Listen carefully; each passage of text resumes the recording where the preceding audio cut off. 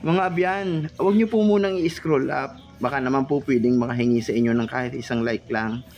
Nagsisika po kaming mag-vlog mga abyan para kahit paano po ay magkamayroon kami ng extra income mga abyan dahil po napakahirap ng buhay ngayon.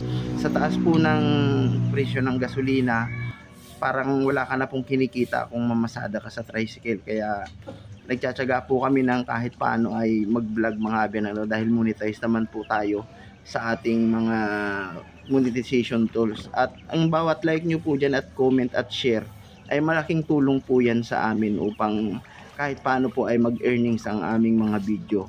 At kung hindi po kalabisan mga abyan ay baka po pwedeng i-follow nyo na rin po kami mga abyan Ayan po mga abyan yung aming mga ducklings ay amin pong pinaliguan. Maraming salamat po sa inyong walang sawang pagsuporta mga abyan. Hanggang sa muli ko pong video kung loloobin ng Panginoon. Maraming salamat po sa Diyos. Pag-ibig po mga abyan.